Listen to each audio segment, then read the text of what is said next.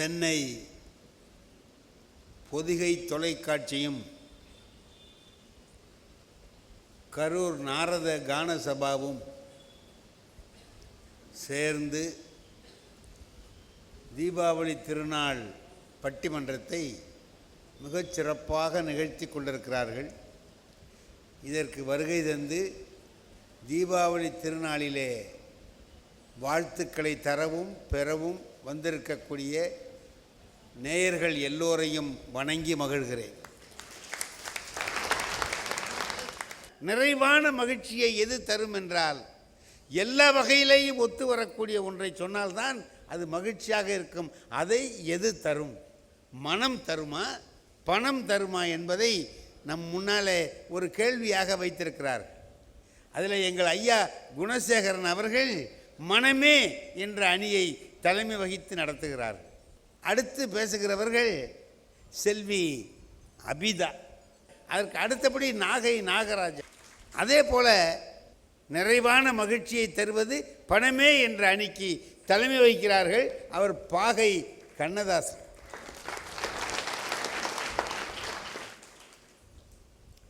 அடுத்தபடி நம்முடைய அருமை சகோதரி அமுத சித்ரா. மூன்றாவதாக செல்வி காஞ்சனா. இவர்களை வைத்து கொண்டு ஒரு பட்டிமன்றத்தை நடத்துறதுங்கிறது ரொம்ப கஷ்டமான வேலை. தலைப்பும் ரொம்ப கடினமான தலைப்பு. மனம்னு சொன்னால் பணம் வேண்டியதாக இருக்குது, பணம்னு சொன்னால் மனம் வேண்டியதாக இருக்குது, ரெண்டுமே வேண்டியதாக இருக்குது. இது ரெண்டில் எதுக்குன்னு நம்ம முடிவு எடுக்கணும்னா கொஞ்சம் கஷ்டம்தான். ஆனால் இவர்கள் அதை எளிமையாக ஆக்கிடுவாங்க. ஏன் தெரியுமா? நல்ல கருத்துக்களை எடுத்து சொல்லுவார்கள். அப்போ நமக்கு அதில் எதுன்னு தெளிவு கிடைச்சிரும். ஒரு உறுதியான முடிவுக்கு நாம் வந்துவிடலாம். அப்படி சொல்லுவார்.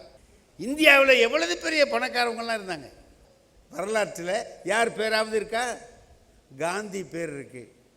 காந்தி பணக்காரரா? இப்போ இது என்னங்க இது? பணம் இருந்தால் பணத்தை தான் கும்பிட்றான்னு ஒன்று இருக்குது. பணத்தில் கொண்டு போய் பணமே இல்லாத ஒரு படத்தை போட்டிருக்கான்னு ஒன்று இருக்குது.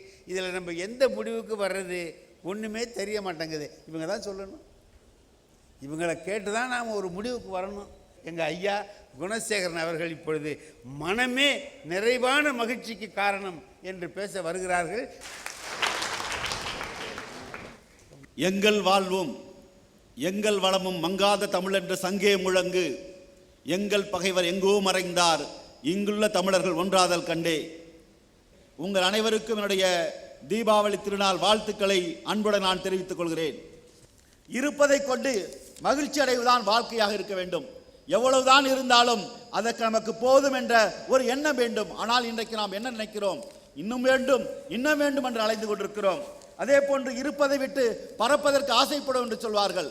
ஏனென்றால் இன்றைக்கு இருப்பதை விட்டு பறப்பதற்கு ஆசைப்பட்டவர்கள் இன்றைக்கு கீழே விழுந்து இன்றைக்கு தன்னுடைய வாழ்க்கையை அழித்துக் கொண்டிருக்கிறார்கள். 24 மணி நேரம் எனக்கு பத்தவில்லை, என்னுடைய குடும்பத்திற்காக உழைக்கிறேன் என்று சொல்வார்கள். ஆனால் அந்த குடும்பத்தை விட்டே அவர்கள் பார்க்கும் பொழுது நீண்ட நாட்கள் சம்பாதித்திருப்பார்கள். ஆனால் அவர்கள் குடும்பத்தை விட்டு வெகு தூரம் ஓடி இருப்பார்கள். இன்னும் சிலர் சொல்வார்கள், நீ எதற்காக சம்பாதிக்கிறேன் சொன்னால், என்னுடைய பிள்ளைகளுக்காக சம்பாதிக்கிறேன், என்னுடைய குழந்தைகளுக்காக சம்பாதிக்கிறேன், என்னுடைய மனைவிக்காக சம்பாதிக்கிறேன் சொன்னால், ஆனால் யாரும் அப்படிப்பட்டவர்கள் ஒரு நாளும் தங்களுடைய குழந்தையோடு மனைவியோடு உட்கார்ந்து நிம்மதியாக மகிழ்ச்சியோடு சாப்பிட்டதாக வரலாறு இல்லை. பணம் வேண்டும் தான், இல்லை என்று நாங்கள் சொல்லவில்லை. பணம் என்பது அடிப்படை தான். அதே நேரத்திலே பணம் நமக்கு ஓரளவு தேவை. அந்த பணம் நமக்கு கிடைத்து விட்டால் அதற்கு பிறகு நம்முடைய வாழ்க்கை எப்படி அமைத்துக் கொள்ள வேண்டும், நம்முடைய நடைமுறை எப்படி உருவாக்கி கொள்ள வேண்டும், எப்படி நம்முடைய வாழ்க்கை சீரமைத்துக் கொள்ள வேண்டும் என்பதற்கு மனம் மகிழ்ச்சியாக இருக்க வேண்டும். போதும், இது போதும் என்ற ஒரு எண்ணம் இருந்தால்தான் நிச்சயமாக வாழ்க்கையிலே மகிழ்ச்சியாக இருக்கும். இன்றைக்கு நான் பார்க்கிறோம், ஒரு 20 பேர் ஓடிக்கொண்டிருப்பார்கள். பின்னால் ஓடுவனை பார்த்து கேட்டால் அவன் சொல்லுவான், நான் முன்னால் ஓடிக்கொண்டிருக்கார்கள் 19 பேர், நானும் ஓடுகிறேன் என்று சொல்வான். அதே நேரத்தில் முன்னால் ஓடுவனை பார்த்து கேட்டால் ஏதோ பின்னாலே ஓடுகிறார்கள் சொல்லி இன்றைக்கு எதற்கென்று தெரியாமல் இந்த நாட்டிலே ஓடிக்கொண்டிருக்கிறோம். ஓடி ஓடி உழைத்துக் கொண்டிருக்கிறோம். ஆனால் எதை தேடுகிறோம் என்று கடைசி வரை ஒரு மன மகிழ்ச்சி இல்லாமல் வாழ்ந்து கொண்டிருக்கிறோம். கிடைத்ததில் மகிழ்ந்தது அந்த காலம். அந்த காலத்திலே பார்க்கலாம், எது கிடைத்தாலும் மகிழ்ச்சி அடைவார்கள். ஆனால் இன்றைக்கு எது கிடைத்தாலும் கிடைத்ததை விட்டு இன்னும் இதுவும் கிடைக்காதா, அதுவும் கிடைக்காது என்று அலைந்து கொண்டிருக்கிற காலமாக இன்றைக்கு இருக்கிறது. ஒரு கவிதையிலே சொல்லுவார்கள், இன்றைக்கு இல்லத்திற்கு பெயர் அன்னை இல்லம், அன்னை இருப்பதோ முதியோர் இல்லம் என்று சொல்வார்கள். நீங்கள் அன்பு கூர்ந்து உங்களை நான் கேட்கிறேன், எந்த முதியோர் இல்லத்திலாவது ஒரு ஏழை குடும்பத்திலே சேர்ந்த ஒரு தாய் அங்கே இருக்கிறார் என்பதை நீங்கள் தயவு செய்து ஒருவரை காட்டிவிடுங்கள், நான் ஏற்றுக்கொள்கிறேன். எந்த தாய் நம்மை ஈண்டு வளர்த்தெடுத்த அந்த தாயை இன்றைக்கு முதியோர் இல்லத்திலே வளர்த்துக் கொண்டிருக்கிறோம். ஒன்று போதும் என்று சொல்கிறார்கள். அந்த குழந்தை நாளைக்கு அவருக்கு சித்தப்பா கிடையாது, பெரியப்பா கிடையாது, அத்தை கிடையாது, மாமா கிடையாது என்று சொல்லக்கூடிய அளவுக்கு இன்றைக்கு வாழ்ந்து கொண்டிருக்கிறார்கள். சம்பாதிப்பதில் தவறு இல்லை, ஆனால் சம்பாத்தியம் தான் வாழ்க்கை என்று சொன்னால், பணம் தான் வாழ்க்கை என்று சொன்னால் இந்த வாழ்க்கையே தேவையில்லை என்ற ஒரு நிலை ஏற்படுகிறது. ராமேஸ்வரம் என்னும் கிராமத்திலே பிறந்து, ஏழை குடும்பத்திலே பிறந்து, நாள்தோறும் செய்தித்தாள்களை போட்டு அதன் மூலம் படித்திருந்த அந்த நம்முடைய அப்துல் கலாம் அவர்கள், அவர் ஒரு காலத்திலே விமானியாக வேண்டும் என்று நினைக்கிறார். ஆனால் விமானியாக முடியவில்லை. அவருக்கு அந்த வாய்ப்பு கிடைக்காமல் போகிறது. சுவாமி சிவானந்தரை சென்று சந்திக்கிறார். சிவானந்தர் சொல்கிறார், உனக்கு கிடைத்ததை ஏற்றுக்கொள், கிடைக்காதை பற்றி கவலைப்படாதே என்று அன்றைக்கு அவர் மகிழ்ச்சியோடு மனதோடு மன மகிழ்ச்சியாக ஏற்றுக்கொண்ட காரணத்தினால்தான் முப்படை தளபதிகளாக இருக்கின்ற, அது விமானப்படை, தரைப்படை, கப்பல் படை என்று சொல்லக்கூடிய 3 படைகளுடைய தலைவனாக இன்றைக்கு அவர் ஒரு இந்திய குடியரசுத் தலைவராக வந்திருக்கிறார் சொன்னால் அது அவருடைய மனம். அந்த மனம் அன்றைக்கு ஏற்றுக்கொண்ட காரணத்தினால்தான் அவர் நினைக்கும் நாம் விமானியாவில் என்று கவலைப்படவில்லை, கிடைத்ததை ஏற்றுக்கொண்டார். அதனால் நாங்கள் சொல்கிறோம், என்றைக்கும் தேவை மனம்தான் என்று நாங்கள் குறிப்பிட விரும்புகிறோம். நம்முடைய நாட்டிலே இருக்கின்ற ஒவ்வொரு இளைஞரும் துன்பப்பட்டிருக்கிறார்கள், துயரப்பட்டிருக்கிறார்கள். ஒருவன் சொல்வான், நான் படிக்கின்ற காலத்திலே சாப்பாட்டிற்கு வழி இல்லாமல் பிஸ்கட்டை முக்கி அதன் மூலம் பசியை ஆற்றிக் கொண்டிருக்கிறேன். அதே போன்று ஒரு வேலை நேர்முகத்தேர்வுக்கு செல்லும் பொழுது என்னுடைய ஷூவை பாலிஷ் போட காசு இல்லாமல் தேங்காய் எண்ணெய் தடவி சென்றிருக்கிறேன். அதே போன்று என் நண்பன் அங்கே இருந்து வெளியில் வரும்பொழுது அவனுடைய டையை வாக்கி கட்டிக்கொண்டு என்னுடைய மானம், என்னுடைய கௌரவம் இடம் கொடுக்காத காரணத்தினால் என்னுடைய வீட்டிலும் பணம் வாங்காமல், இருக்கின்ற அறைக்கு வாடகை கொடுக்க முடியாமல், என்னுடைய வாடகைக்காக நாங்கள் 5 பேரும் இரத்த தானம் செய்து அதிலே வருகின்ற அந்த வருமானத்தை வாடகையை கொடுத்துவிட்டு அவர்கள் கொடுத்த அந்த குளிர்ந்த பானத்தை அருகிவிட்டு வாழ்ந்து கொண்டிருக்கிறோம். அன்றைக்கு இருந்த மகிழ்ச்சி இன்றைக்கு சம்பளம் பெறுகிறோம், லட்சம் லட்சமாக சம்பாதிக்கிறோம், ஆனால் வாழ்க்கையிலே எனக்கு மகிழ்ச்சி இல்லை என்று சொல்வார்கள். பணம் என்பது என்றைக்கு வரும்? பணம்தான் வாழ்க்கை என்று சொன்னால் நிச்சயமாக அந்த வாழ்க்கையே இல்லை. அதே நேரத்திலே மற்றவர்களுக்கு உதவி செய்ய வேண்டும். நீங்கள் பார்க்கலாம், இன்றைக்கு கால்பந்து காற்றை உள்வாங்கி கொண்டிருக்கிறது. அதே நேரத்திலே புல்லாங்குழல் காற்றை வாங்கி கொண்டு வெளியிலே விடுகிறது. ஆனால் கால்பந்து, தன்னலமாக இருக்கின்ற கால்பந்து உதைபடுகிறது. சுயநலம் மறந்து பொதுநலமாக இருக்கின்ற புல்லாங்குழல் இன்றைக்கு மற்றவர்களால் முத்தமிடப்படுகிறது. அந்த வகையிலே தான் இன்றைக்கு நம்முடைய நாட்டிற்கு தேவை, நம்முடைய மக்களுக்கு தேவை, நமக்கு தேவை. எந்த காலத்திலும் பணம் இருந்தாலும் தேவை போதும் என்ற மனமே பொன் செய்யும் மருந்து என்று சொல்வார்கள். அதோடு இதுதான் போதும், இதற்கு பிறகு ஒரு நிறைவான மற்றவர்களுக்கு உதவி செய்து எல்லோரும் சமமாக பாவித்து வாழ்வதுதான் நிறைவான மகிழ்ச்சியை தருவது மனம்தான் என்று கூறி வாய்ப்புக்கு நன்றி கூறி நிறைவு செய்கின்றேன். நன்றி, வணக்கம்.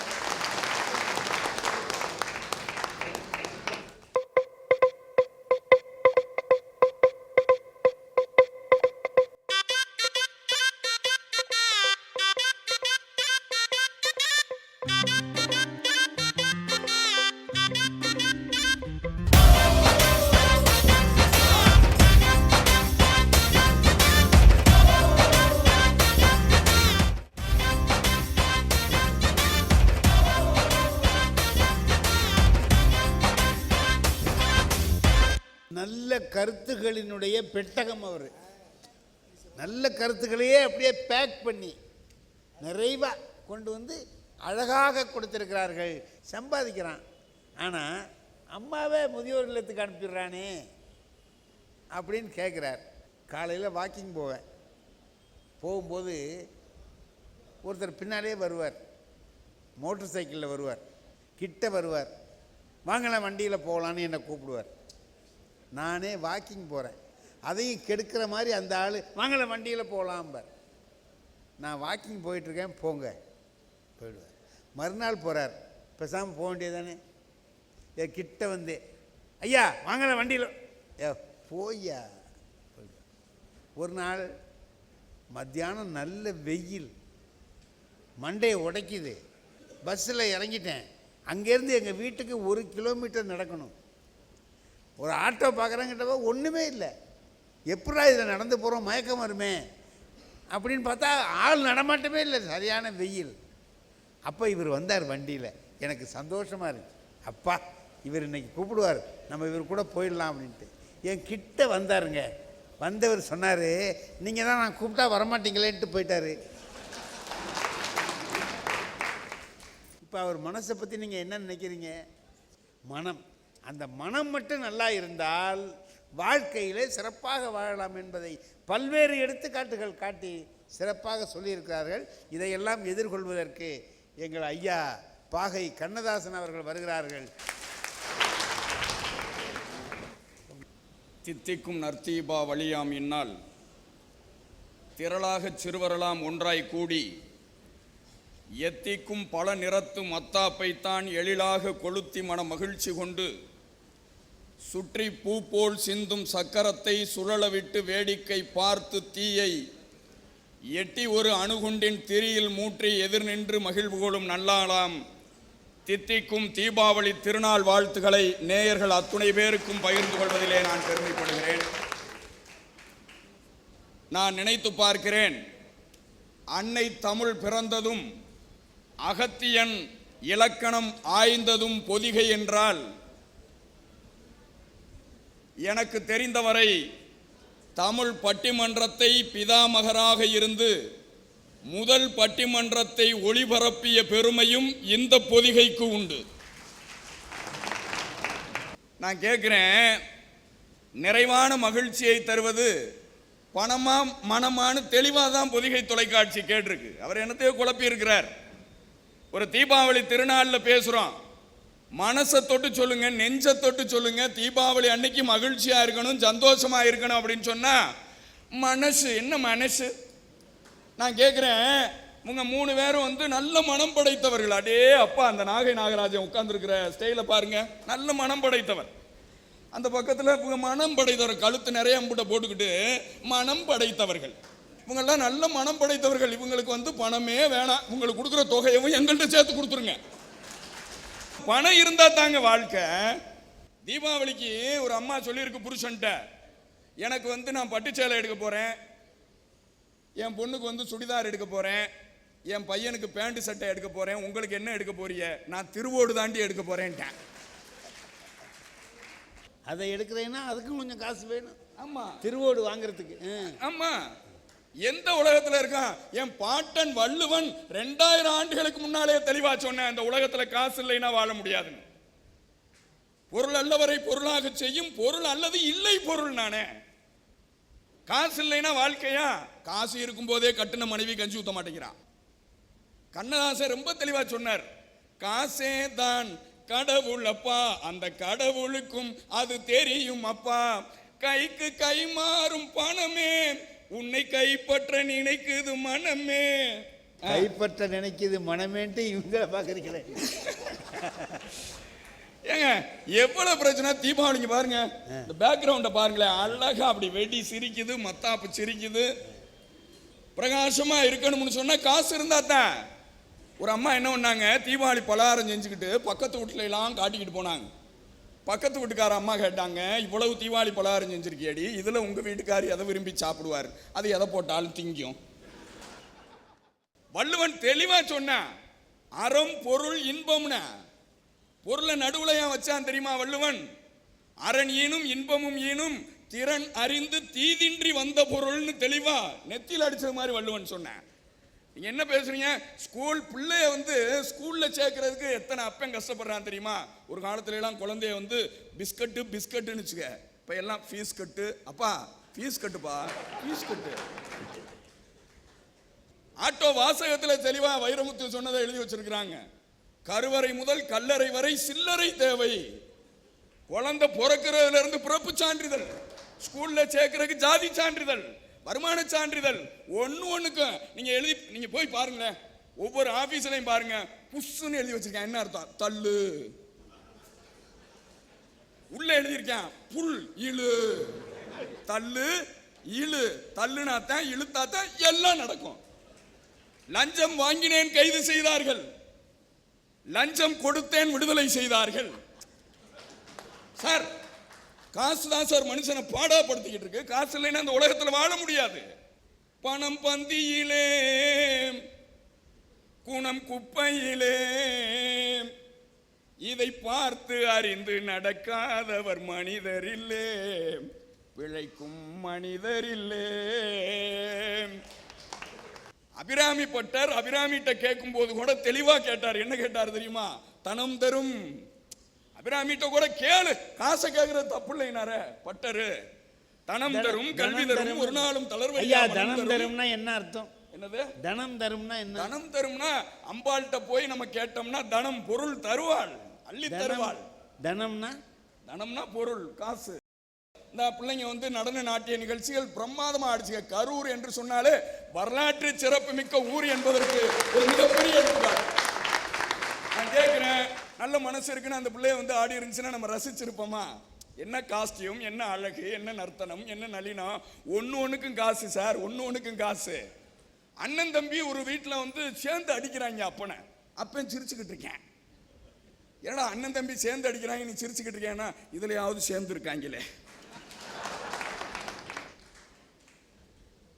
ஏன் காரணம்? சொத்து பிரச்சனை, வாக்கியா வரப்பு பிரச்சனை, அடிச்சுக்கிட்டு சாகுறாங்க. இதுல வர முத்துக்குள் முத்தாக பொய். கண்ணதாசன் தான் ரொம்ப தெளிவா எழுதினாரு. அண்ணன் என்னடா தம்பி என்னடா அவசரமான உலகத்திலே, ஆசை கொள்வதில் அர்த்தம் என்னடா காசில்லாதவன் குடும்பத்திலே. குணசேரனையா பார்த்து கேட்கிறேன், தாய் மாமன் உறவு என்ன? தாய் மாமன் உறவு புனிதமான உறவு. தாய் மாமன்ட்ட காசு இருந்தா தான் அந்த தாய் மாமனுக்கே மரியாதை, இல்லைன்னா அவன் நாய் மாமன். எனக்கு ரொம்ப மகிழ்ச்சியா இருக்கு. ஆண்கள் கூட்டம் நிரம்பி வழியுது. காரணம் என்ன? வீட்டில் இருக்கிற பிக்கல் புடுங்களுக்கு கரூர் நாரதகான சபாலையாவது ஒரு பட்டிமன்றத்தை கேட்டு வருங்க போயா. என் இதயத்தினுடைய சொர்க்க வாசல்கள்லாம் இங்க வந்து திறந்து கிடக்கின்றன. ஒவ்வொரு ஆண் மக்களையும் கேட்கிறேன், தங்கச்சி வீட்டுக்கு போகையில கூட ஒரு மேரி பிஸ்கட்டை வாங்கிட்டு போகலைன்னு வச்சுக்கிறீங்க, தங்கச்சி நம்ம கையையே பார்க்கும். அண்ணன் வக்கத்து போய் ஒரு பிஸ்கட்டுக்கு கூட வக்கு இல்லாம சும்மா கையை வீசிக்கிட்டு வந்திருக்கு சார். அண்ணன் தம்பி அக்கா தங்கச்சி உறவை கூட தீர்மானிப்பது எதுன்னு கேட்டீங்கன்னா அது காசு தான் சார். ஒரு கவிஞன் ரொம்ப தெளிவா எழுதினானே, மலர்களுக்கு கூட வருத்தம், மலர்களுக்கு கூட வருத்தம், வண்டுகளும் வரதட்சணை கேட்கின்றன எழுதினாங்க. பொம்பளை பிள்ளைய பெத்த குடும்பத்தில் எவ்வளவு கஷ்டப்பட்டுக்கிட்டு இருக்காங்க தெரியுமா? மேத்தா ரொம்ப தெளிவா சொல்லுவாரு, ஒரு கல்யாணம் காசு இல்லாம ஒரு பொம்பளை பிள்ளை வாக்கப்படாத நிலையை பத்தி எழுதுவார். ஒரு அரளிப்பூவாக சித்தரித்து எழுதுவார்.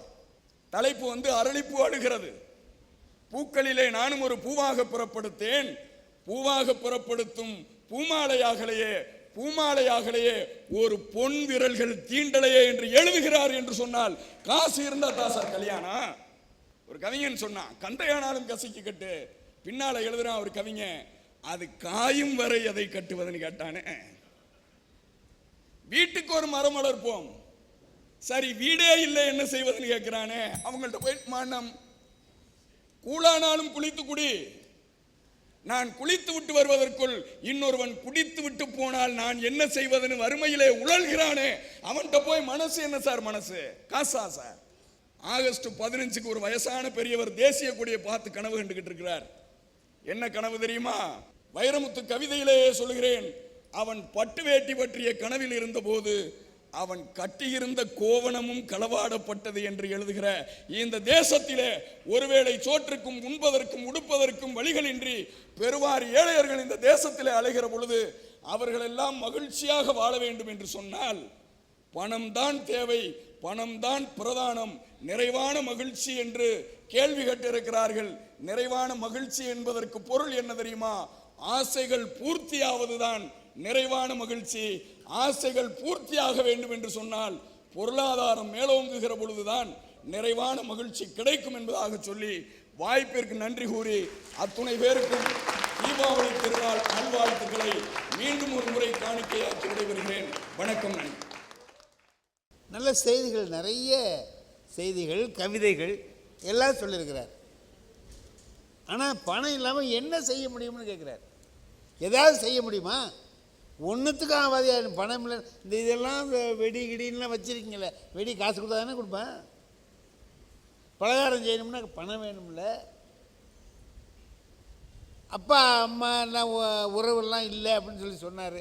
கொடுத்தா தானே உறவு. உடம்பு சரியில்லை ஒருத்தனுக்கு, போகிறவன் சும்மா போய் பார்க்க முடியுமா? 2 ஆரஞ்சு பழம் வாங்கிட்டு போய் தானே பார்க்குறான். அப்போ அதுக்கு ஒரு 10 ரூபா பணம் வேணும். பணம் இருந்தது, பார்த்துட்டான். அங்கே போய் என்ன செய்யணும்? ஐயா என்ன பண்ணுறதுக்கு, என்ன ஏது விசாரிக்கணுமா இல்லையா? இப்போ ஒருத்தன் போகிறான், கேட்டான், என்னங்க ஐயா உடம்பு என்ன பண்ணுதுன்னு கேட்டான். அவனுக்கு பேசவே முடியல. நெஞ்செல்லாம் வலிக்குதுங்கிறான். நான் எத்தனை நாளான்னு கேட்டான். 3 நாள்னு காமிச்சான். இதே மாதிரி தாங்க கும்பகோணத்தில் ஒருத்தருக்குன்னு அவன் போனவன். நம்மள்கிட்ட எப்போவுமே ஒன்று சொன்னால் அதுக்கு இன்னொன்று சொல்லுவான். கும்பகோணத்தில் ஒருத்தருக்கு இதே மாதிரி தான், இது மாதிரி தான் வலி தான் வந்து இதேமாரி பெட்டில் தான். ஆமாம், ஆஸ்பத்திரியில் பெட்டெல்லாம் ஒரு மாதிரி தான்டா இருக்கும். அதில் தான் படுத்துருந்தேன். 5 நாள் ஆள் அவுட்டுன்ட்டான். இது இவன் எதுக்கு போனான்? ஆரஞ்சு பழத்தை எது கொண்டு கொடுத்தான்? இவனுக்கு நல்ல மனம் இருந்தால் அவனை என்ன பண்ணணும்? இது மாதிரி ஒருத்தருக்கு இருந்தது, இதை விட வலி ஜாஸ்தியாக இருந்தது. இப்போ பாருங்க, சௌகரியமாகி வந்து மூட்டையெல்லாம் தூக்குறாரு. இப்போலாம் நெஞ்சு வலிக்கலாம் அருமையான மருந்து அப்படி இப்படின்னு சொல்லி அவனை தேத்துவானா? 10 ரூபா கொடுத்து வாங்கிட்டு போயிட்டான். ஆனால் அவனை சாவடிக்கிற மாதிரி சொல்கிறான். இப்போ இதுக்கு என்ன வேண்டியதாக இருக்குது? பணம் இருந்தால் போயிடலாம், ஆனால் நல்ல மனசு இருந்தால் தான் அவனை காப்பாற்றலாம். நல்ல மனம் வேணும் அப்படின்னு சொல்கிறதுக்காக அருமை சகோதரியார் வருகிறார்கள். செல்வி அபிதா அவர்கள்.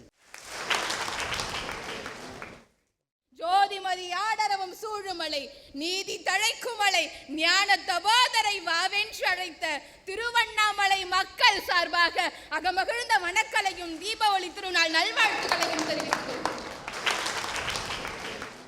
நான் வரும்போது மிகவும் தெளிவாக வந்தேன். ஆனா எதிரணி தலைவர் பேசுனதுக்கு அப்புறம் தான் என்னடா இது நான் கேட்கிறேன். அம்பாளை பார்க்க காசு வேணும்னு சொன்னீங்கன்னா உண்மைதான். அம்பாளை பார்ப்பதற்கு காசு வேண்டும். ஆனால் அம்பாள் நம்மளை பார்க்கணும் மன தூய்மையான பக்தி மட்டும் நட தேவைப்படுது.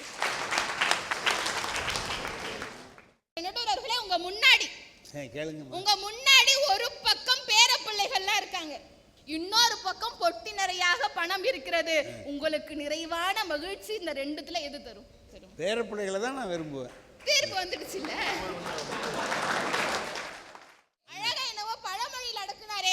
மனம் இருந்தால் மார்க்கம் உண்டு, சரிதானே? ஆனால் பணம் இருந்தால் ஒரு மனிதனுக்கு மரணம் மட்டும் தான் உண்டு உண்டுன்ற மாதிரி வாழ்க்கை மாறிடுச்சு.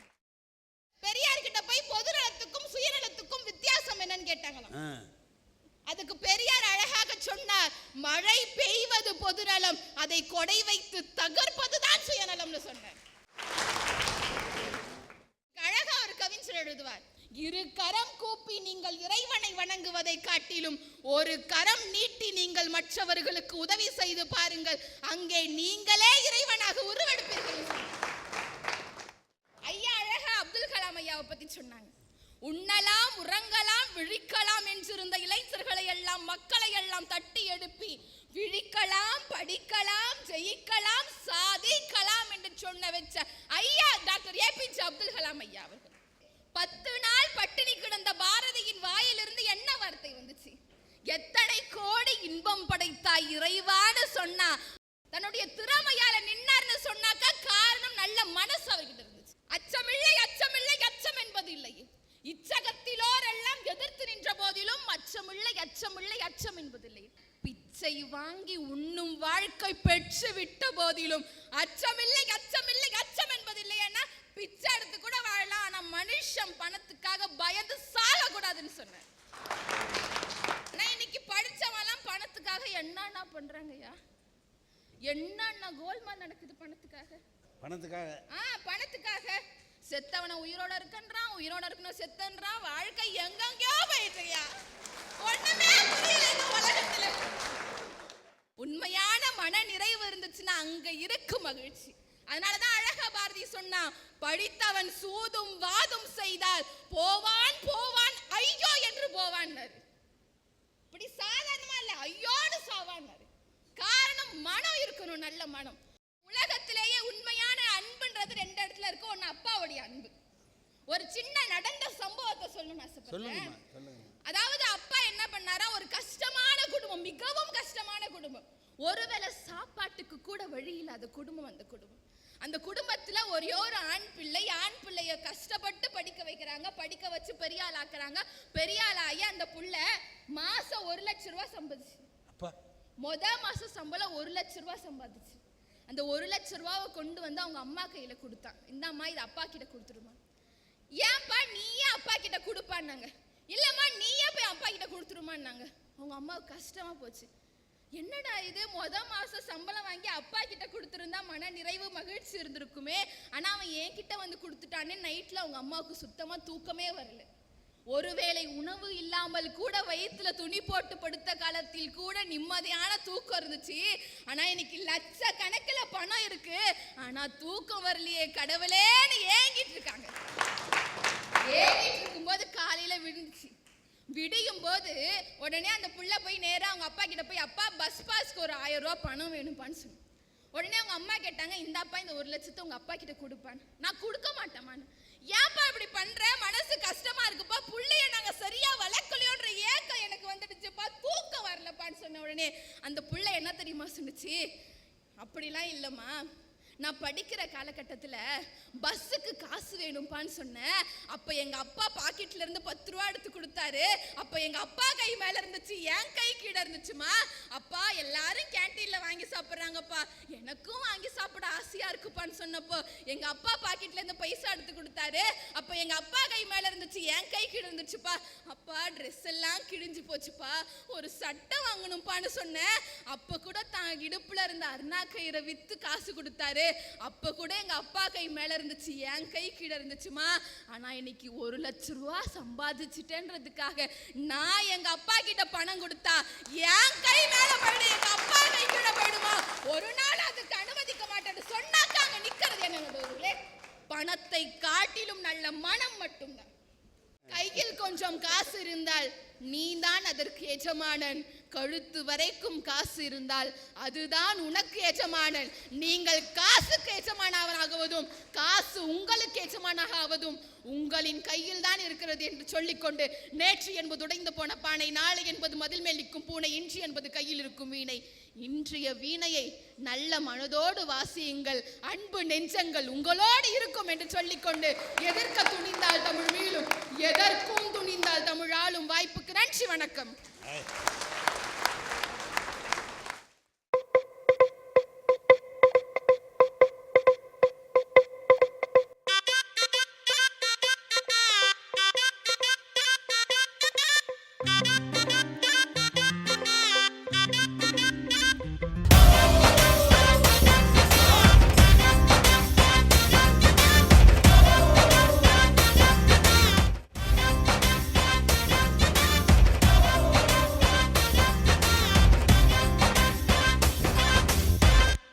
நல்ல செய்திகள் சொன்னபோது எனக்கு ஒரு நினைவு வந்துச்சு.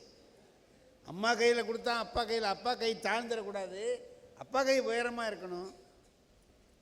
ஏன்னா என்கிட்ட கொடுக்குற போதெல்லாம் அவர் அப்படி இருந்தார், அவர் கையை தாழ வைக்க நான் விரும்பலை. நல்லா இருந்துச்சு. ஆனால் இந்த அம்மாக்கிட்ட நம்ம இவ்வளவு பிரியமாக இருக்கிறோமே, என்ன காரணம்? தாயார்கிட்ட மட்டும் இவ்வளவு அன்பு எப்படி வருது அப்படின்னா, சிறு குழந்தையில இருந்து நம்மளை ஆளாக்கி நல்ல பழக்கங்களை கற்றுக் கொடுத்து நம்மளை வாழ்க்கையில் மறக்க முடியாத செய்திகளையெல்லாம் நமக்கு சொல்லி வச்சது நம்ம அம்மா தானேம்மா, நம்ம தாய் தானே செஞ்சு வைக்கிறாங்க.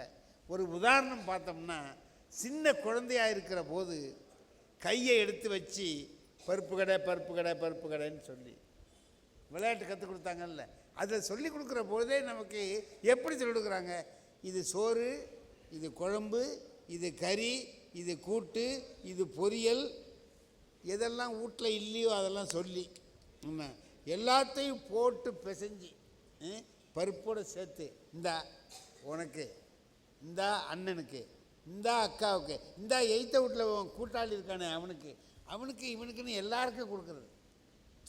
இந்த அம்மா எடுத்து சாப்பிடாது, இதில் நான் எடுத்துக்கிறேன்னு எல்லாருக்கும் கொடுத்ததை சொல்லும். சொல்லி முடிச்சுட்டு சட்டியை கழுவி நாய்கிட்ட ஊற்று, சட்டியை கழுவி பூனைகிட்ட ஊற்று, சட்டியை கழுவி காக்காய்கிட்ட ஊற்று. அப்படி சொல்லி கொடுத்து நம்மை வளர்த்தது நம்முடைய தாய் என்பதால் நாம் தாயை மறக்க முடியாமல். ஆகையினால் நீங்கள் சொல்லுகிற போது அந்த மாதிரி நினைவுகள்லாம் வந்தது.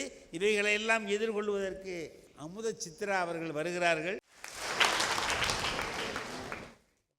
வள்ளுவன் வாழ்வின் மிகப்பெரிய ஆதாரமாக ஒரு உண்மையை நமக்கெல்லாம் சொல்லி சென்றிருக்கிறார். அருளில்லாருக்கு அவ்வுலகம் இல்லை, பொருளில்லாருக்கு இவ்வுலகம் இல்லை. இந்த ஒற்றை திருக்குறளே இந்த பட்டிமன்றத்தினுடைய தீர்ப்பிற்கு போதுமானது. நடுவர் அவர்களே, எதிரணியில் இருப்பவர்கள் கடைகளுக்கு சென்று பணத்திற்கு பதிலாக மனசை கொடுத்து பொருளை எல்லாம் வாங்குறாங்கன்னா அந்த கடையை கொஞ்சம் எங்களுக்கு சொல்லுங்க, நாங்க அங்க போய் எங்களுடைய பொருளை எல்லாம் வாங்கி கொண்டு பணத்தை மிச்சப்படுத்திக் கொள்கின்றோம். நடுவர் அவர்களை, பைத்தியக்காரனுக்கு வேண்டும் என்றால் பணம் தேவையில்லை, அவனுக்கு இந்த பொருள் என்பது கிடையாது. அதே போல துறவிகளுக்கு இந்த பணத்தோட அருமை பெருமை எல்லாம் எப்ப தெரியுமா? மாச கடைசியில ஒரு 2 நாள் சம்பளம் வாங்குறதுக்கு முன்னாடி 2 நாள் ஓட்டணும். இந்த 2 நாளை ஓட்டுறதுக்குள்ள படாத பாடுபட்டுருவான். ஆண்டவனின் அருளை பெற வேண்டி ஏழை எளிய மக்களோடு வரிசையில் எங்கேயாவது பணக்காரனின்னு நீங்க பார்த்துருக்கீங்களா? நடுவர் அவர்களே, 500 ரூபாய் செலுத்தி சிறப்பு வழியாக சென்று கருவறைக்கு பக்கத்திலேயே சாமியை வழிபாடு செய்கிறாங்க. அந்த கடவுளை பார்ப்பதற்கு ஃபர்ஸ்ட் பணம் இருக்கணும். 500 ரூபா கொடுத்தா சாமியை இவர் பார்த்துருவாரு, ஆனால் இவரை சாமி பார்த்துதாங்கிறது தான் தெரியாது. கையில காசு இருந்தால் கழுதை கூட அரசனாகலாம். நடுவர் அவர்களே, கைத்தட்ட ஆள் இருந்தால் காக்கை கூட நடிகன் ஆகலாம். பொய்யில் நீந்தி வந்தால் புலவனும் தலைவனாகலாம் என்ற இந்த கண்ணதாசனுடைய இந்த கவிதை வரிகள் எத்தனை உண்மையானது. குடும்ப மகிழ்ச்சியா இருக்கணும்னா முதலாவது பணம் தான் அந்த மகிழ்ச்சியை தருகிறது. மனைவிக்கு பிறந்த நாள், அவளோட எதிர்பார்ப்பு எப்படி இருக்கும்? என்னோட பிறந்த நாளுக்கு என்ன வாங்கி தருவீங்க? இது மனைவி.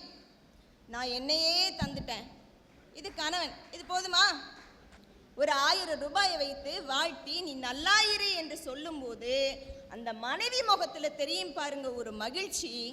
1000 வாட்ஸ் 10,000 வாட்ஸ் பல்ப் எரிவிட்டது மாதிரி இருக்கும். நடுவர் அவர்களே, எவ்வளவுக்கு எவ்வளவு பெரிய தொகையை பரிசை தருகிறோமோ அவ்வளவுக்கு அவ்வளவு பெரிய மனசு வெளியில தெரியும். இந்த மனசை பணம் தான் வெளிப்படுத்துகிறது. நடுவர் அவர்களே, அந்த பெண் பார்க்க போற படலம் இருக்கு இல்லையா, அது ரொம்ப பெருசு. நடுவர் அவர்களே, மாப்பிள்ளை பார்க்கும்போதும் சரி, பொண்ணு பார்க்கும்போதும் சரி, கவர்மெண்ட் வேலை பார்க்கணும், கை நிறைய சம்பாதிக்கணும். அப்படி சம்பாதிக்கிற மாப்பிள்ளைக்கு அந்த மாப்பிள்ளைக்கு ஏத்த மாதிரி பெண்ணை தேடணும். எப்படி தேடணும்? மாப்பிள்ளைக்கு ஏத்த மாதிரி தேடணும். ஒரே பொண்ணா இருந்தா இன்னும் மகிழ்ச்சி. ஏன்னா அவங்க நிறைய போடுவாங்களே, சொத்தையே எழுதி வைப்பாங்க. முன்னாடி எல்லாம் வரதட்சணை கொடுப்பது லட்சக்கணக்கில் இருந்துச்சு, இன்னைக்கு கோடி கணக்கா மாறி போச்சு. டாக்டர் மாப்பிள்ளைக்கு எவ்வளவு? 5 கோடி. 5 கோடி. முன்னாடி 5 லட்சமாக இருந்தது, இன்னைக்கு 5 ஆமா, அவரு டாக்டர் படிக்கிறதுக்கு எவ்வளவு கொடுத்துட்டு வந்திருக்காரு. இன்ஜினியர் மாப்பிள்ளைக்கு 4 கோடி, பேராசிரியர் மாப்பிள்ளைக்கு 3 கோடி, வக்கீல் மாப்பிள்ளைக்கு 2 கோடி. நடுவர் அவர்களே, இங்க மனசுள்ள மாப்பிள்ளைக்கு இடமே இல்லைங்க. இப்படிப்பட்ட இரு மனங்களை சேர்த்து வைக்கக்கூடிய திருமணத்தை கூட நடத்துவது பணம் தான். நல்ல மனசு உள்ளவன் போய் பொண்ணு கேட்டா கொடுக்க மாட்டாங்க, கண்டிப்பா கொடுக்க மாட்டாங்க. உனக்கு தான் நல்ல மனசு இருக்கே, உனக்கு எதுக்குடா கல்யாணம் போடான்றான். மனம் இருந்தா நடுவர் அவர்களே, நம்மளுடைய ஆயுளை கூட அதிகரிக்கலாம். இதய மாற்று அறுவை சிகிச்சைக்கு மருத்துவமனையில் போய் எனக்கு நல்ல மனசு இருக்கு என்றால் மருத்துவர் அறுவை சிகிச்சை செய்வாரா என்ன? கண்டிப்பாக அதற்கு பணம் வேண்டும். அப்படி உயிர் போகக்கூடிய அந்த உயிரையே மீட்டு அந்த குடும்பத்துக்கு கொடுத்தோம்னா அந்த குடும்பத்தில் இருக்கக்கூடிய மகிழ்ச்சி மிகவும் பெரியது. நடுவர் அவர்களே, ஆயிலே மாற்றக்கூடியது இந்த பணம். இன்னைக்கு தீபாவளி பண்டிகை. இந்த தீபாவளி பண்டிகையை மகிழ்ச்சியாக கொண்டாடணும்னா, குழந்தைகள் குதூகலமாக இருக்கணும்னா, எதிரணியில் இருக்கிறவர் அவருடைய பிள்ளைங்களுக்கோ அல்லது வீட்டுக்கோ என்ன வாங்கி கொடுத்துருக்காரு? மனசு வச்சு என்ன வாங்கி கொடுத்து? மனைவி புடவை கேட்பான், மகன் வெடி கேட்பான், மகள் நகை கேட்பா. இப்படி இவ்வளவு பேரும் குடும்பமே ஆவலா இருக்கும், எவ்வளவு பணம் வரும் அப்படின்னு ஆவலா இருப்பாங்க. பணத்தின் மீது கொண்டிருக்க ஆசையினால் தான் பிள்ளைகளுக்கு கோடீஸ்வரன், கோடீஸ்வரி, மகாலட்சுமி, தனலட்சுமி என்றெல்லாம் வைத்து நாம் மனதை மகிழ்ச்சியாக வைத்து கொண்டிருக்கிறோம். எனவே வாழ்க்கையின் ஒவ்வொரு நிமிடமும் ஒவ்வொரு பொழுதும் பணமில்லாமல் அணுவும் நகராது என்று கூறி நிறைவாக மகிழ்ச்சியாக தேவைகளை பூர்த்தி செய்யக்கூடியது பணமே என்று கூறி வாய்ப்பளித்த நல்ல உள்ளங்களுக்கு நன்றி கூறி அமர்கிறேன். நன்றி. நல்ல செய்திகளை எல்லாம் அழகாக அருமையாக அவர்கள் தெரிவித்தார்கள். பணம் இல்லைன்னா எதுவும் முடியாது, ரொம்ப முக்கியம் பணம்தான் என்பதை அழகாக சொன்னார். அதற்கு பல்வேறு எடுத்துக்காட்டுகளை காட்டி ரொம்ப அருமையாக அவைகளை எல்லாம் விளக்கிய போது நமக்கு ரொம்ப மகிழ்ச்சி. ஆனால் மனம்தான் வேணும் அப்படின்னு சொல்கிறது எங்கள் நாகை நாகராஜன் இருக்காரு, அழகாக சொல்லுவார். வந்துடுறார், வாங்க.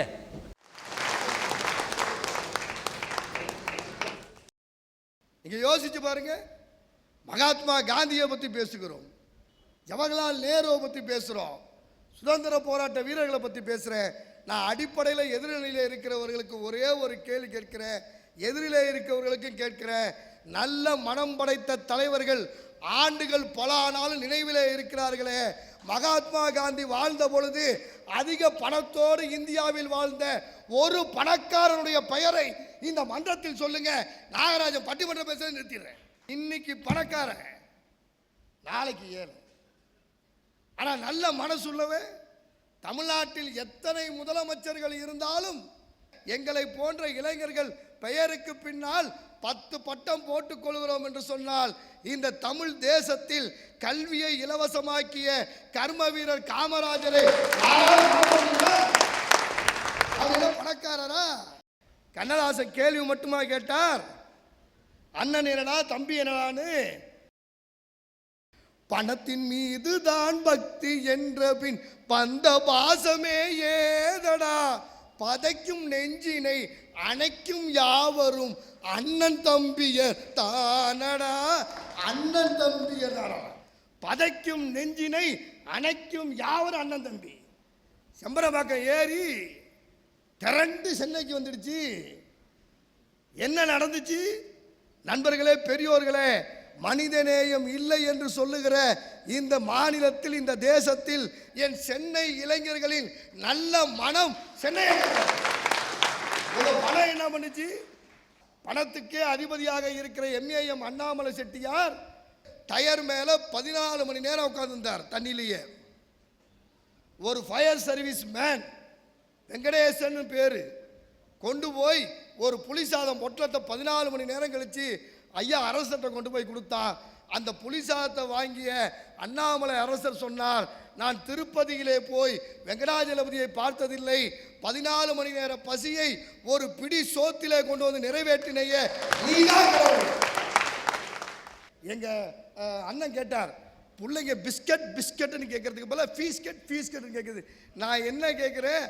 ஆயிரக்கணக்கில் லட்சக்கணக்கில் தொகையை கொட்டி கொண்டு போய் நர்சரி பள்ளிகளிலே சேர்த்து அவர்களுக்கு புரியாத மொழியை அவர்களுக்கு திணிப்பதை விட எங்கள் ஆரம்ப பாடசாலையிலே படித்த அப்துல் கலாம் இந்த நாட்டு தலைவராக இன்னைக்கு 10ஆவதுக்குள்ள 500க்கு 499 மார்க்க 40 பேர் எடுக்கிறான். அந்த 40 பேர்ல 25 பேர் கவர்மெண்ட் ஹைஸ்கூல்ல படிச்சவன். இந்த தீபாவளிக்கு உங்க மனைவிக்கு 1 லட்ச ரூபா புடவை எடுத்து கொடுங்க, 5 பவுன் நகை கொடுங்க, எவ்வளவோ கொடுங்க. ஆனாலும் உங்க மனைவி நீங்க எவ்வளவு கொடுத்தாலும் மகிழ்ச்சியோடு இருக்க மாட்டார். தன் பிறந்த வீட்டிலிருந்து 2 தேங்காய், ஒரு வாழைப்பழம், ஒரு வெத்தலை பாக்கோட 11 ரூபா பணம் வந்துச்சுன்னா இந்த பிறந்த வீட்டு சீருக்காக காத்திருக்கிற தாய்மார்கள் வாழ்கிற தமிழ்நாட்டில் காசு சார், ஒரு பொண்ணுக்கு காசு எது வரைக்கும், ஒரு ஆம்பளைக்கு காசு எது வரைக்கும்? வாழ்கிற வரைக்கும் தானே. நாங்கள் கேட்குறது என்ன தெரியுமா? மனசு வேணும். பெண் பார்க்கிற படம்லாம் உங்களால் எப்படி தெரியுமா ஆகிப்போச்சு? ஒருத்தன் பொண்ணு பார்க்க வந்தான், பொண்ணு பார்க்க வந்தாலும் பொண்ணு வீட்டுக்காரன் சொன்னான் 20 பவுன் போடலாம். நீங்கள் சொன்ன 20 பவுன் தான். 20 பவுன் போட்டால் 20 வயசில் ஒரு பொண்ணு இருக்குது. 25 பவுன் போடலாம், அபிதா மாதிரி இருக்கும். 25 பவுன் போடலாம். 30 பவுன் போடலாம், காஞ்சனா மாதிரி இருக்கும்னா. பொண்ணு பார்க்க வந்த பையன் உள்ளார எட்டி பார்த்தான். நான் பக்கத்தில் இருந்தவன் கேட்டேன், என்னடா எட்டி பார்க்குறேன்னு. 50 வயசில் ஏதாவது தேர்தான்னு பார்க்குறேங்க. நீங்கள் 1000 பணம் காசு கொடுங்க, எவ்வளவோ வேணாலும் வரதட்சணை கொடுங்க, அந்த இடத்துல அன்பு என்ற குணம் இல்லை என்றால், அன்பு என்ற மனம் இல்லை என்றால் அது வீடாக இருக்காது. நீங்கள் சென்னையில் இருக்கிற ஐடி கம்பெனியில் பல பேர் டைவர்ஸுக்கு போய் நிற்கிறான, ஏன்? மனசு இல்லை சார். நீங்கள் அந்த காலத்தில் விவாகரத்து நடந்திருக்குதா? நடந்ததில்லை. ஏன் இப்போ நடக்குது? மனசு சரியில்லை, இல்லை காசு. நான் ஒரே ஒரு கேள்வி கேட்குறேன். பாவேந்தர் பாரதிதாசன் சொன்னார், இந்த உலகத்தில் எந்த காதல் நிற்கும் தெரியுமா? அவளுடைய கன்னங்கள் குழி விழுந்திருக்குதான், அவளுடைய இதழ்கள் உலர்ந்து போயிருக்குதான். எல்லாம் இருந்தாலும் அவள் இருக்கின்றாள் என்பதே எனக்கு பெருமை என்று முதியோர் காதலில் சொன்னா, அதை கண்ணதாசன் எடுத்து சொன்னா, முழுமை பெற்ற காதல் எல்லாம் முதுமை வரை கூடி வரும். நீங்க பணம் காசு குடும்பத்தை நிர்ணயிக்காது. ஆனால் எதிரணியிலேருந்து சொன்னவங்களுக்கு ஒரே ஒரு பதில் சொல்கிறேன். உங்கள் பணத்தை வைத்து பல்பசை வாங்கலாம், உங்கள் பணத்தை வைத்து பால் வாங்கலாம், ஆனால் உங்கள் பணத்தை வைத்து நல்ல மனம் படைத்த மனிதர்களை வாங்குவது சாத்தியமே இல்லை என்ற காரணத்தால் நிறைவான மகிழ்ச்சி என்பது நல்ல மனைவி, நல்ல குழந்தை, நல்ல பேரு, நல்ல வீடு, இது அத்தனையும் நல்ல மனதால் கிடைக்கும் என்ற செய்தியை இந்த தீபாவளி செய்தியாக என் தமிழகத்து தாய்மார்களுக்கு பெரியோர்களுக்கு தெரிவித்து போயிட்டு வரேன். ரொம்ப அருமையான விவாதங்கள், அழகான செய்திகள்லாம் சொன்னார். நல்ல செய்திகளை எல்லாம் வரிசைப்படுத்தி அருமையாக சொல்லியிருக்கிறார். இவைகளையெல்லாம் எதிர்கொள்வதற்கு நம்முடைய புதுச்சேரி காஞ்சனா அவர்கள் வருகிறார்கள். நடுவர் அவர்களே, இவங்க 3 பேர் கோஷ்டி வீட்டுக்கு ஒரு பிச்சைக்காரர் போறாரு. இவங்க 3 பேர் வீட்டில் போய் வரிசையா நின்று பிச்சை எடுக்கிறாருன்னு வச்சுப்போம். போய் நின்ன உடனே நம்ம ஐயா நாகினி ஐயா பெரிய மனசு படைச்சவர் 2 ரூபா போடுறாரு. நம்ம அபிதாமா இருக்காங்க இல்லையா, அவங்க 3 ரூபா போடுறாங்க. நம்ம ஐயா கடைசியா இருக்காருங்களா, குணமோடு இருக்கக்கூடிய குணசேகரன் ஐயா, அவர்கள் 4 ரூபா போடுறாங்க. என்னுடைய வீட்டுக்கு வராங்க, நான் 10 ரூபா போடுறேன். அந்த பிச்சைக்காரரு என்ன பார்த்து நல்லா இருப்பமான்னு சொல்வாரா, இந்த 3 பேரை பார்த்து நல்லா இருப்பீங்கன்னு சொல்வாரா? பணம் தான் அவர்களை நடுவர்களே வாழ்த்துக்கள் கூட வாங்க முடியும். அந்த பிச்சைக்காரர் காப்பி குடிக்கிறவராக இருந்தால் 10 ரூபாயும் பத்தாது, என்ன செய்வார்? பணம் இருந்தால்தான் இந்த சமுதாயம் மனிதனை மனிதனாக பார்க்கும். இவர்கள் சொல்லக்கூடிய மனம் இருந்தால் மனிதனை மரமாக தான் பார்க்கும். சிரிச்சிட்டு இருக்க காந்தி நம்ம கையில இருந்தாதான் நடுவர்களே நம்ம சிரிக்க முடியும். சிரிக்கிறது மட்டும் இல்லை, நிம்மதியா வாழ முடியும். பதவி வரும், உயர்வு வரும், பேராசைகள் சொல்றாங்க இல்லையா, ஆசைகள் இருக்கு இல்லையா, அது நிறைவு பெறும், தேவைகள் பூர்த்தி செய்யப்படும், மன நிறைவோட வாழ்ந்து பிள்ளைகளோட சந்தோஷமா இருக்க முடியும், நிம்மதியான வாழ்க்கை வாழ முடியும். இதுக்கு எல்லாமே அடிப்படை எங்களுடைய பணம் தான். நான் கேட்குறேன், நீங்க ரொம்ப நல்ல மனசுனா உங்க மனைவியும் நல்ல மனசோட தான் இருப்பாங்க இல்லையா? வர்ற திருடன் நல்ல மனசுள்ள மனைவியை கடத்திட்டு போவாம மதிப்புள்ள பணத்தை ஏன் கடத்திட்டு போறான், ஏன் திருடிட்டு போறாங்க? அதுதான் வேணும் இந்த வாழ்க்கைக்கு. பாரதி வாழ்ந்த காலத்துல நான் வாழ்ந்திருந்தா சொல்லுவேன் மனசு வேணும்னுட்டு. ஔவையார் வாழ்ந்த காலத்துல நான் வாழ்ந்திருந்தா சொல்லுவேன் மனசு தான் வேணும்னு பேசியிருப்பேன். ஆனா இன்னைக்கு மனுஷனுக்கு பணம் தான் தெரிஞ்ச பிறகும் மனசாட்சி அடக வச்சுட்டு எப்படி மனசுன்னு பேச முடியும்? சொல்றாங்க சம்பளத்தை பையன் வந்துட்டு கொடுக்கும்போது வாங்கும்போது கீழே இருக்கணுமா, அதனால தான் அப்பா கிட்ட கொடுக்கலன்றாங்க. இன்னைக்கு எத்தனை பசங்க பெத்தவங்களை நேருக்கு நேர் பார்த்து பேசுறாங்க. அப்பா வீட்டில் இருந்தா பையன் வெளியில இருப்பான், பையன் வெளியில இருந்தா அப்பா வீட்டில் இருப்பாரு. முகத்துக்கு நேராக கூட பேச மாட்டான். அவர்கிட்ட சொல்லிடு, அவர்கிட்ட 1000 ரூபாய் வாங்கி கொடு, காலேஜில் ஃபீஸ் கட்டணும், எனக்கு பைக் வேணும். இதெல்லாம் எப்படி வருது? இந்த மரியாதையான காலத்தில் பசங்க வந்து சம்பளத்தை கொடுக்குறாங்களா? அநியாயமான பொய்யை எப்படி இப்படி பேச முடியுதுன்னு தெரியல. தீபம் ப்ளஸ் ஒளி, அதாவது தீபம் ஏற்றும் போது வரக்கூடிய வெளிச்சம் இருக்கு இல்லையா, ஒளி, அதுதான் ஒளி. ஆனால் இன்னைக்கு உண்மையான காலகட்டத்தில் என்ன தெரியுங்களா ஒளினா? தீபாவளின்னு சொன்ன உடனே 10 நாளைக்கு முன்னாடி பல கடைகள் ஏறி இறங்கி சம்பாதிக்கிறது 4000 ரூபாய் இருந்தாலும் 8000 ரூபாய்க்கு சேலை வாங்கி அதுக்கு மேட்சிங்காக 2000 ரூபாய்க்கு மேக்கப் செட்டு வாங்கி வீட்டில் இருக்க மற்றவங்க எல்லாருக்கும் துணிமணிகளை வாங்கி அந்த நல்ல திருநாளில் காலையிலேயே எழுந்திருச்சு தலைக்கு குளிச்சு புத்தாடைகளை போட்டுக்கிட்டு வீட்டில் வடை பாயசத்தோட சாப்பாடு செஞ்சு கதிரவன் மறைந்து கருமேகம் எட்டி பார்க்குற வேலையில் வாசல் மறையும் அளவிற்கு பட்டாசுகளை வெடிச்சு தள்ளி கடைசியில் 10,000 ரூபாய் பணம் காலியாகும் போது வருது பார்த்தீங்களா சந்தோஷம். அதுதான் நடுவர்களே ஒளி, அதுதான் உண்மையான சந்தோஷம். இதற்கு தேவை எங்களுடைய பணம். வெறும் மனசை வச்சு கொண்டாடி முடியுமா தீபாவளியை? ஆனால் இன்னைக்கு ஒரு குழந்தை தாயினுடைய கருவறையில் வெளில வர்றதுக்கு தேவை பணம், பள்ளிக்கு போகிறதுக்கு தேவை பணம், கல்லூரிக்கு போகிறதுக்கு தேவை பணம், வாழ்க்கை துணைவியை தேர்ந்தெடுக்கிறதுக்கு தேவை பணம், தனக்கு பிறக்கிற பிள்ளைகளுக்கு செலவு பண்ணி தேவைகளை பூர்த்தி செய்யறதுக்கு தேவை பணம். தன்னுடைய பேர பிள்ளைகளுக்கு வந்து சடங்கு செய்யணும், அதுக்கு தேவை பணம். கடைசியில் அவனே கல்லறைக்கு போகணும்னு சொன்னான். கல்லறைக்கு போகிறதுக்கு முன்னாடி கரண்ட் அக்கௌண்ட்டில் கரன்சி இருந்தால் தான் அந்த மரணம் கூட மகிழ்ச்சியாக பட்டாசு வெடியோட மலர் மாலைகளுக்கு மத்தியில் போக முடியும். ஒரு கவிஞன் சொன்னான், வனிதா, பணம் இருந்தால் உன்னை உனக்கு தெரியாது, பணம் இல்லாவிட்டால் உன்னை யாருக்குமே தெரியாதுன்னு சொன்னாங்க. இதுதானே உண்மை? நடுவர் அவர்களே, இவர்கள் சொல்லக்கூடிய மனம் எப்படி தெரியுங்களா? பசியோடு இருக்கும் ஒரு ஏழையை பார்த்து பரிதாபம் படுவதுதான் உங்களுடைய மனம். ஆனால் அந்த ஏழையினுடைய பசியை தீர்ப்பதற்காக வாங்கி தரக்கூடிய உணவு வாங்குவதற்காக தேவைப்படுறது தான் எங்களுடைய பணம். ஒன்றும் இல்லை நடுவர் அவர்களே, ஒரு குழந்தை தினமும் எஞ்சி வாசலை நின்று பார்க்குங்களாம். எதுக்கு தெரியுங்களா பார்க்கும்? தினமும் அந்த சாலையை கடந்து ஒரு பள்ளி பேருந்து போகும். தன் நிகர் மாணவன் வந்து யூனிஃபார்ம் போட்டுட்டு, ஷூ போட்டுட்டு, டை கட்டிக்கிட்டு, அம்மாவனுடைய கன்னங்களுக்கு முத்தம் விட்டுட்டு வேனில் ஏறி பாய் பாய் காட்டுவான். என்னைக்காச்சும் ஒரு நாளாச்சும் நம்ம அதில் போக மாட்டோமான்னு சொல்லி அந்த ஏழை சிறுவன் அழுறதுக்கு காரணம் என்ன நினைக்கிறீங்க? பணம் இல்லை. பணம் இல்லைன்னா நிம்மதி இருக்காது. இந்த தீபாவளி நல்ல திருநாள், நல்ல நாளாக உங்களுக்கு அமையட்டும். அதோடு பணம் தான் அந்த வெளிச்சத்தையும் தரும் என்பதை மீண்டும் உங்களுக்கு நினைவில் நிறுத்தி முடிக்கிறேன். வணக்கம்.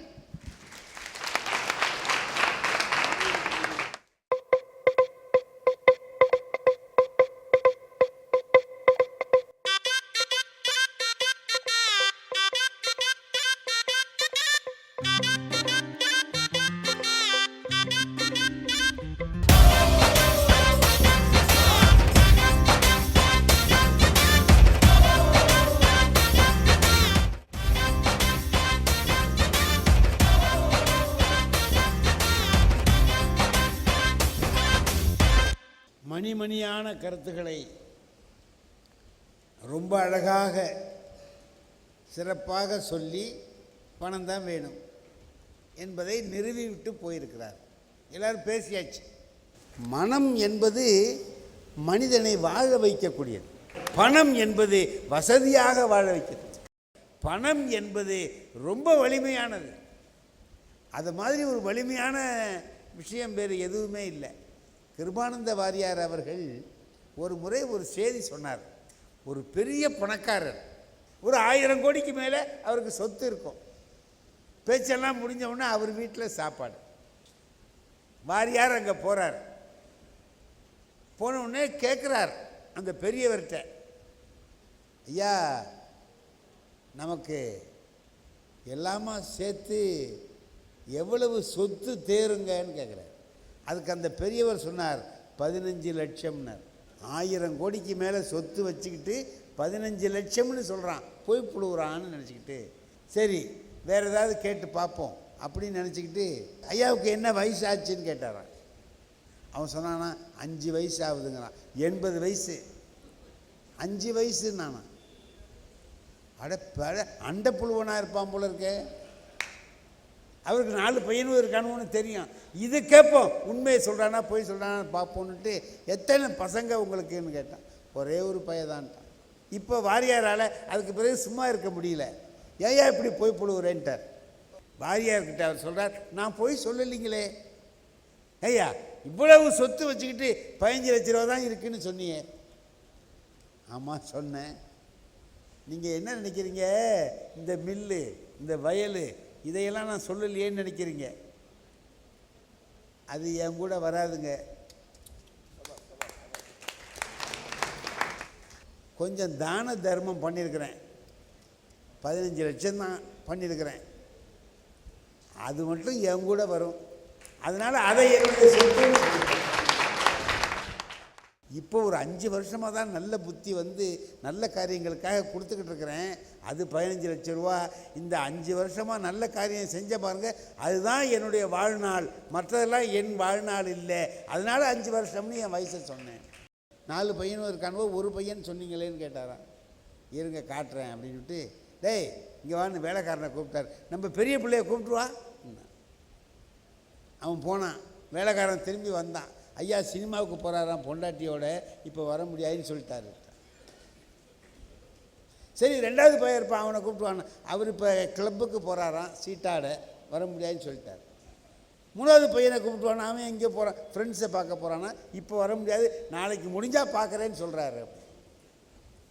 சரி நம்ம நல்ல 4வது பையனை அழைச்சிட்டு வாடா, ஐயா வந்திருக்காங்கன்னு சொல்லி கூப்பிட்டுவா அப்படின்னு. அவன் போனான். அவனுக்கு முன்னாடி அந்த 4வது பையன் வந்துட்டான்.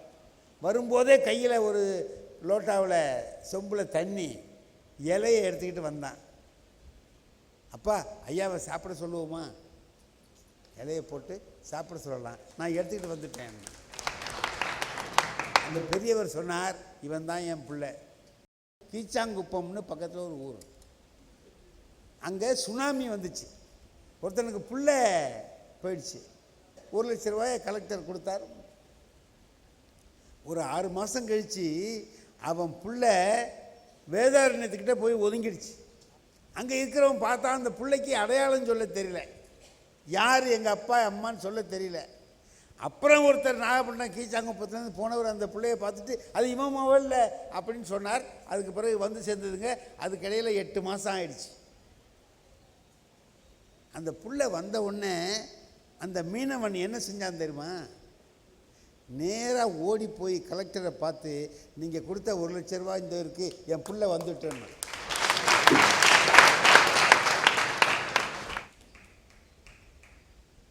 நான் உன்னை கேட்கலையேன்னார் கலெக்டர். கேட்க வேண்டியது இல்லைங்க, பிள்ளை இல்லைன்னு தானே கொடுத்தீங்க, பிள்ளை தான் வந்துடுச்சே, அப்புறம் எதுக்கு அந்த பணம்? இவங்க வேற யாருக்காவது கொடுக்கலாம் வச்சுங்க. அவனும் மனுஷன்தான். 9,000 கோடியை வாங்கி போட்டுட்டு போகிறவனு பணம் இல்லைன்னா வாழ முடியாதுங்கிறதில்ல, வாழ்ந்துடலாம், வசதியாக வாழ முடியாது. ஆனால் மனம் இருந்தால் வசதியாக வாழலாம், நிம்மதியாக வாழலாம். வசதி இருக்காது. நிறைய வசதி இருக்கிறவன் தூக்கம் வராமல் கஷ்டப்படுறான். பணமே இல்லாதவன் வந்தான், உழைச்சான், கொண்டு வந்து போட்டுட்டு இந்த நடைபாதையிலே படுத்து கணவன் மனைவி பிள்ளைங்க எல்லாம் சேர்ந்து தூங்குறாங்க. தூங்குறவனை பார்த்துட்டு அவன் சொல்கிறான், இவன் தூங்குறான் பார், என்கிட்ட 1 கோடி ரூபா இருக்குது, தூக்கம் வரலையடாங்க. நல்ல மனம் இருந்தால் நிம்மதியாக நிறைவாக வாழலாம். ஆகையினாலே நல்ல மனம்தான் நிறைவான மகிழ்ச்சியை தருவது என்று கூறி இனிய வாய்ப்புக்கு நன்றி தெரிவித்து விடைபெறுகிறேன். வணக்கம்.